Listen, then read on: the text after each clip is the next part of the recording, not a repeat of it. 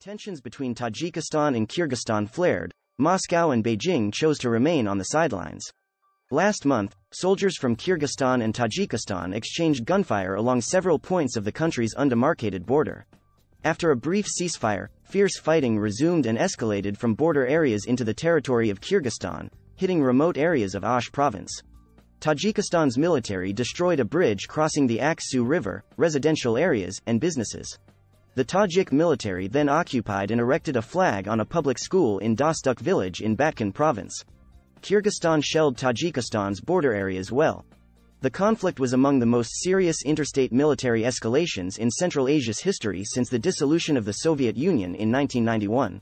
On the Kyrgyz side, at least 62 civilians and military officers died, 198 were wounded, and roughly 136,000 were internally displaced.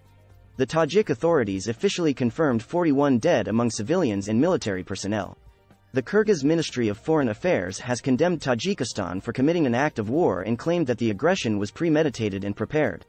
The Tajik Ministry of Foreign Affairs blamed Kyrgyzstan for aggression and violation of norms of international humanitarian law. Both states clashed when China, Russia, and Central Asian countries were gathering at the Shanghai Cooperation Organization (SCO) summit in Samarkand, Uzbekistan, just 200 miles away from the Kyrgyz-Tajik border. Both Tajik President Emomali Rahmon and his Kyrgyz counterpart, Sadir Japarov, were present at the summit and met with Chinese President Xi Jinping and Russian President Vladimir Putin while the skirmishes occurred. Likewise, both Kyrgyzstan and Tajikistan are members of the Russian-led Collective Security Treaty Organization, CSTO, which historically chose not to intervene in interstate conflicts among its members. But the statement likely represented the Kremlin's, and not the CSTO's, approach to the conflict and its interest in stopping further destabilization. If the Russian president still plays a role in the conflict, it is from a position of strength, not weakness. The sense in Kyrgyzstan is that the CSTO could not avert Rahmon's aggression because he enjoys close relations with the Kremlin. Throughout Russia's invasion of Ukraine, Rahmon has remained loyal to Putin. He hosted him in June in Dushanbe. As a sign of Moscow's support for the impending dynastic transition, Russian Federation Council Speaker Valentina Matvinenko met with Rahmon's 34-year-old son, Rustam Emomali, in Dushanbe the day Russia invaded Ukraine. Some in Kyrgyzstan fear that their country's neutral position on Russia's invasion of Ukraine is the root of Putin's stronger support of Tajikistan. The escalation along the Kyrgyz-Tajik border is not new. Many factors are at play. The Soviet delimitation of national borders in the Fergana Valley produced a complex geography. Of the roughly 600-mile border between Tajikistan and Kyrgyzstan, only half is demarcated. Two Tajik exclaves, Vorik and Karagach, also known as Lolazor, are in Kyrgyzstan, contributing to tensions between the two states.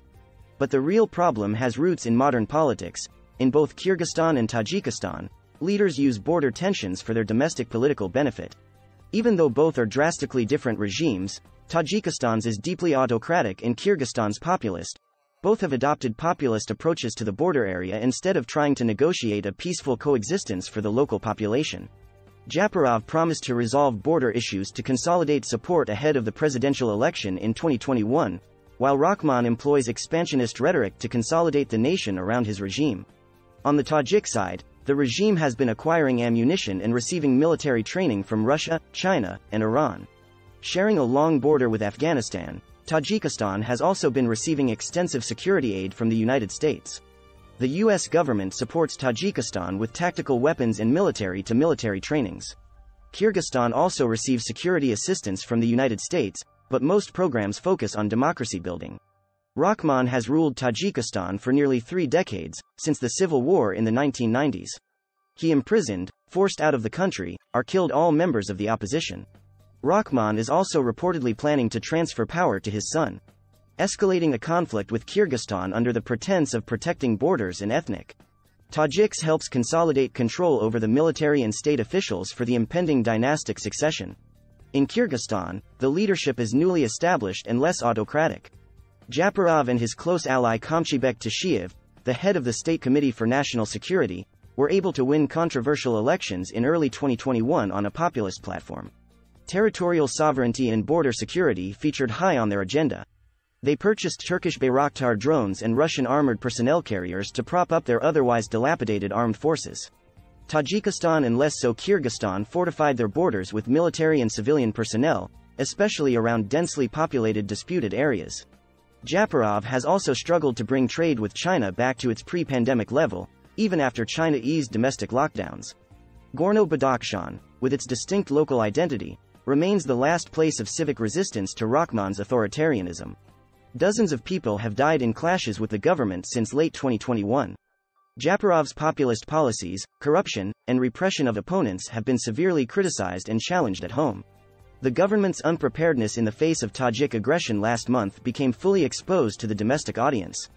Where Japarov's government is lacking, Kyrgyzstan's robust civil society and independent media fill the gaps. Grassroots campaigns to support internally displaced people and provide open information sprang up across the country. People offered shelter, food, and clothing to the victims of the conflict. But the effect of a weak civil society in Tajikistan and strong grassroots mobilization in Kyrgyzstan will likely have an inverse effect. He relies on the nationalist sentiment of protecting ethnic Tajiks along the unstable border with Kyrgyzstan. In both Armenia and Kyrgyzstan, protesters are calling for their governments to withdraw from the CSTO. With every security or social crisis in Kyrgyzstan, civil society networks mobilize and can fuel protest potential against the unpopular government.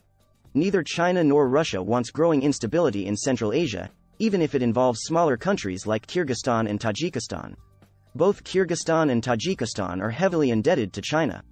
Both also have hundreds of thousands of migrant laborers working in Russia. Instead, the clashes exposed both the SCO's and the CSTO's inadequacy in preventing the escalation of tensions among their member states.